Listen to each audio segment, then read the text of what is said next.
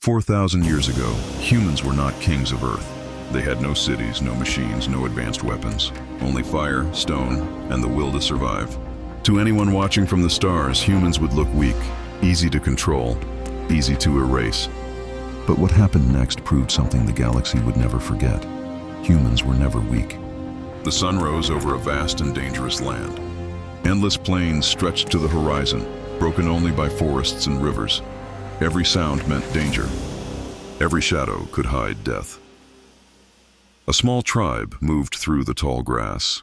Men carried stone-tipped spears. Women gathered food. Children stayed close. Among them was a young hunter named Kale. He noticed things others didn't. He watched the wind, the animals, the patterns of life. While others reacted, Kyle observed.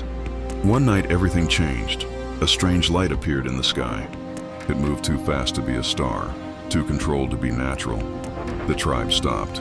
Fear spread instantly. Animals began to run. Birds disappeared. Even the air felt wrong. Then a deep sound shook the ground. Something massive descended from the sky. A glowing metal object landed in the distance, smooth, silent, unnatural. The tribe didn't understand what it was, but Kale knew one thing. It didn't belong here. The next morning they came. Tall figures stepped out of the object. Their bodies were strange, their movements unnatural, their eyes cold and empty. The tribe hid in the grass watching.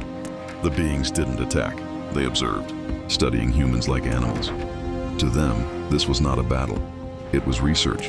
Then one of them raised its hand. A bright light shot forward.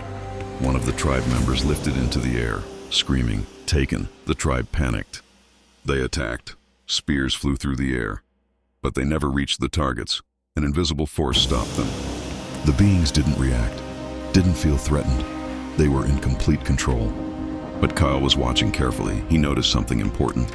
The beings depended on their tools, strange glowing devices in their hands. They kept distance, avoided close contact. Without those tools, they didn't seem as powerful. Kale understood something the others didn't. These creatures could be hurt. That night, Kale made a decision. He gathered the tribe, not with words, but with actions. He showed them fire. He showed them traps. He showed them how to think, not just react.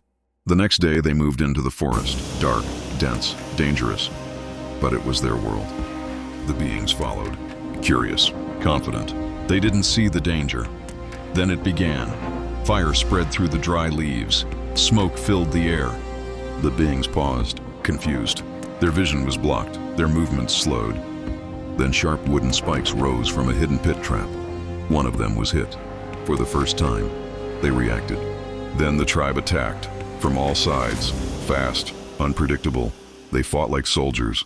They fought like survivors. One of the beings lost its device.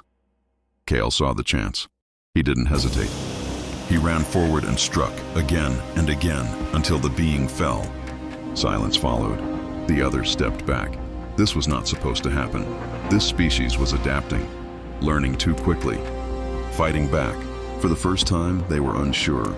A bright light filled the sky again. The object returned. The beings retreated, taking their injured, leaving the forest behind, leaving the humans alive.